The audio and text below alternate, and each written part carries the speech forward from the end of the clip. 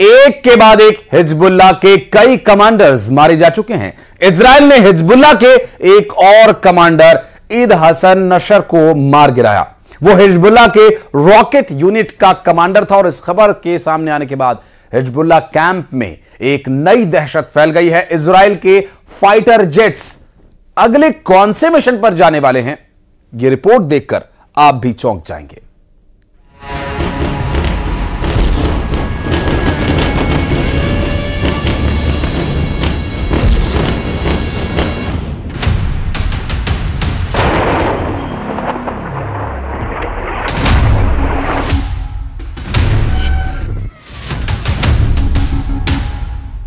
अभी तक दुनिया ने गजा के रफा से लेकर खान यूनुस और लेबनान में बैरूत के धमाके देखे हैं।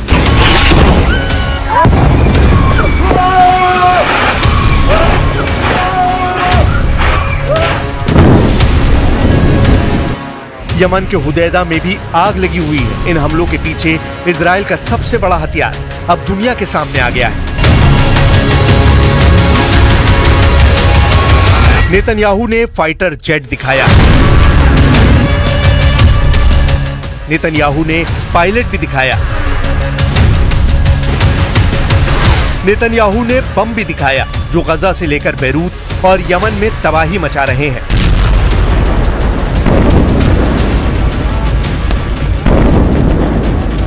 नेतन्याहू ने एयरफोर्स का कमांड सेंटर भी दिखाया जहां एक एक हमले की ब्रीफिंग हो रही है।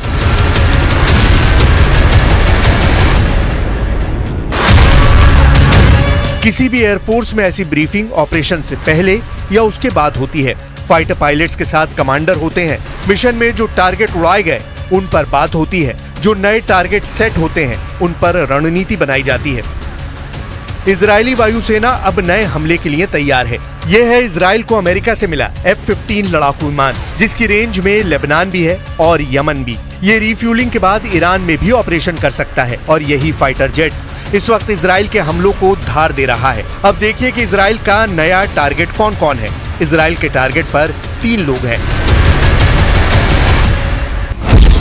पहले टारगेट पर लेबनान के मिलिशिया हिजबुल्लाह के नए चीफ हाशिम सफुद्दीन का नाम है। दूसरे टारगेट पर यमन के मिलिशिया हूती की लीडरशिप यानी अब्दुल मलिक अल हूती का नाम हो सकता है। और अगर युद्ध ईरान की दहलीज तक पहुंचा तो ईरान की लीडरशिप इजराइल के टारगेट पर होगी, इसमें कोई शक नहीं। פוגע מנסה לפגוע באזרחי מדינת ישראל, נגיע אליו. זה הכי פשוט, ונעמיד כל ערכה שנצטרך עם כל יכולת שיש לנו, ויש לנו פה עוד יכולות רבות להעמיק, להרחיב את הפגיעה. नेतन्याहू ने एयरफोर्स का वीडियो दिखाया तो इजराइल की मीडिया ने हिजबुल्लाह के डेप्यूटी चीफ शेख नईम कासिम का ये वीडियो दिखाया। ये वीडियो एक सीक्रेट लोकेशन का है। वीडियो में नईम कासिम को बार बार पसीना पोंछते देखा जा सकता है, यानी डर हिजबुल्लाह के नए बंकर तक पहुंच गया है। फिर भी हिजबुल्लाह के डिप्टी चीफ शेख नईम कासिम ने कह दिया है कि इजराइल के ग्राउंड ऑपरेशन के लिए हिजबुल्लाह पूरी तरह तैयार है। वो अपने कमांडरों की मौत से घबराया नहीं है। हिजबुल्लाह के डिप्टी चीफ शेख नईम कासिम ने कह दिया है कि इजराइल के ग्राउंड ऑपरेशन के लिए हिजबुल्लाह पूरी तरह तैयार है। वो अपने कमांडरों की मौत से घबराया नहीं है।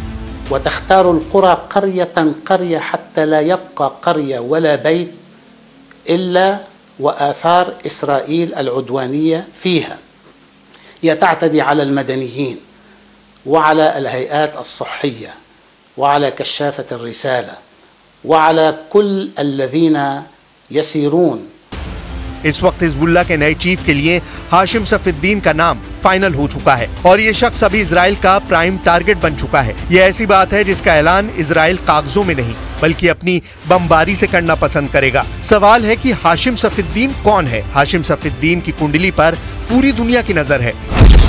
1964 में जन्मा सफुद्दीन हसन नसरुल्लाह का चचेरा भाई है। उसके पास हिजबुल्लाह के कार्यकारी परिषद की जिम्मेदारी है। ईरान के कौम में पढ़ाई करने वाले हाशिम सफुद्दीन को 90 के दशक से नसरुल्लाह के उत्तराधिकारी के तौर पर देखा जाता रहा है। अमेरिका ने सफुद्दीन को 2017 में आतंकी घोषित किया था। हिजबुल्लाह के नए चीफ के तौर पर सफुद्दीन के नाम का अभी तक ऐलान नहीं किया गया है। सवाल उठ रहे हैं कि क्या सफुद्दीन को डर है कि वो भी कहीं इजराइल की बमबारी का शिकार नहीं बन जाएगा।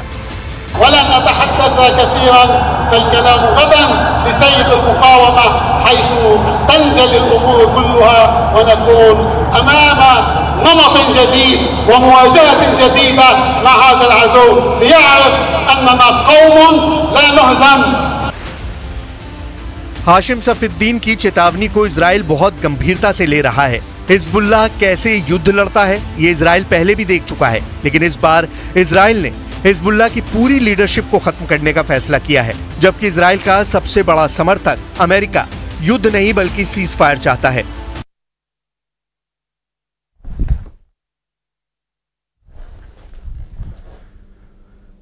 हमास और हिजबुल्लाह के बाद अब इजराइल ने यमन के हूती विद्रोहियों पर बम बरसाने शुरू कर दिए। हूती विद्रोहियों ने नसरल्लाह के मारे जाने के बाद इजराइल की राजधानी तेल अवीव पर बैलिस्टिक मिसाइल्स दागे थे और अब इजराइल ने जब यमन पर हमला किया तो धमाका ऐसा हुआ कि मैसेज इराक तक गया।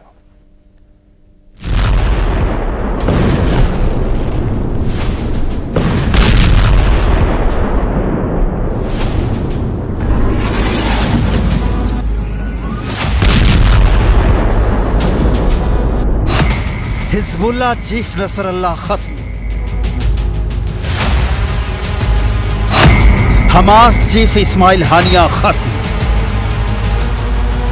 अब बारी यमन के हूथी विद्रोहियों की है।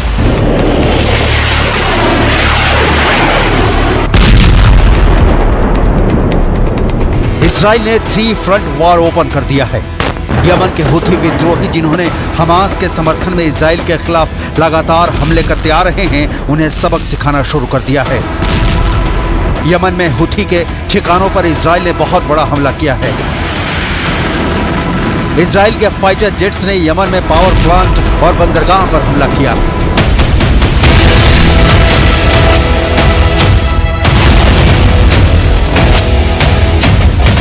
हिजबुल्लाह चीफ हसन नसरल्लाह के मारे जाने के बाद यमन से इजराइल पर मिसाइल दागी गई थी, जिसके बाद अब इजराइल ने पलटवार किया है। यह हमला यमन के रास ईसा और हुदैदा शहर में किया गया है।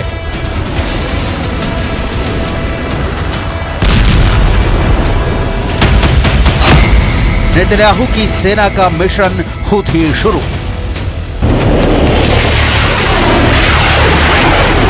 हूथी विद्रोहियों पर बरसाए बारूद। इजराइल डिफेंस फोर्स का नया target set. Israel full of war के मूड में है। अपने दुश्मनों के अंत की नेतन्याहू ने जो स्क्रिप्ट लिखी है उसका तीसरा चैप्टर है हूथी विद्रोहियों का द एंड। लिहाजा यमन के हूथियों के खिलाफ इजराइल ने सीरियल हमले शुरू कर दिए हैं। अपने दुश्मनों के खिलाफ इजराइल ने जो सौगंध खाई है उसे पूरा करने के लिए आईडीएफ न रुकने का नाम ले रही है न थकने का।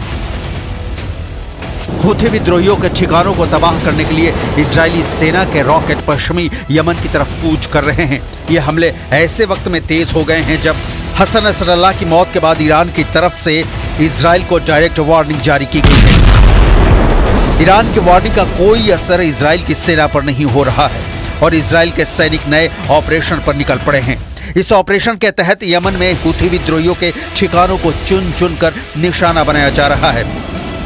बैलिस्टिक मिसाइलों से हो रहे इन हमलों में हूथी विद्रोहियों को भारी नुकसान उठाना पड़ रहा है। כל מי שפוגע, מנסה לפגוע באזרחי מדינת ישראל, נגיע אליו. זה הכי פשוט, ונעמיד כל ערכה שנצטרך עם כל יכולת שיש לנו, ויש לנו פה עוד יכולות רבות להעמיק, להרחיב את הפגיעה. इजराइल की वायुसेना यमन में हूथियों के बुनियादी ढांचों को तबाह करने में जुट गई है। टाइम्स ऑफ इजराइल की रिपोर्ट के मुताबिक यमन में इजराइल की सेना की तरफ से हुदैदा बंदरगाह को टारगेट किया गया। यह हमला उस वक्त किया गया जब तेल अवीव पर ड्रोन से एक हमला किया गया। दावा किया जा रहा है कि जुलाई के बाद यमन पर किया गया यह सबसे बड़ा हमला था। यह हमला ऐसे समय में हुआ जब इजरायली वायुसेना ने लेबनान, गाजा पट्टी और कथित तौर पर सीरिया में दिन के समय कई मोर्चों पर युद्ध के दौरान निशाना साधा। इससे पहले हूथियों की तरफ से मध्य इजराइल पर दागी गई मिसाइलों को इजराइल के डिफेंस सिस्टम ने नाकाम कर दिया। इजराइल बहुत सब्र के साथ चल रहा है। हमास उसके सामने कहीं नहीं टिकता, लेकिन उसके खात्मे में इजराइल ने 11 महीने का वक्त लगा दिया और अब भी हमास सिर्फ आहिया सिनवार की उसे तलाश है। दूसरी ओर हिजबुल्लाह के सारे टॉप कमांडो को इजराइल ने 10 से 15 दिनों में निपटा दिया और अब अपने हमले का मुंह यमन की ओर घुमा दिया है। हालांकि हमास और हिजबुल्लाह की तरफ हूथियों का शिकार इजराइल के लिए आसान नहीं है, क्योंकि इजराइल और यमन की भौगोलिक स्थिति ऐसी है कि हूथी आसानी से शिकार नहीं बन सकते। हिजबुल्लाह को लेकर तो स्थिति ये थी कि लेबनान पड़ोस में है, टारगेट फिक्स करके निशाना बनाया गया, लेकिन यमन की सीमा तो इजराइल से 1800 किलोमीटर दूर है।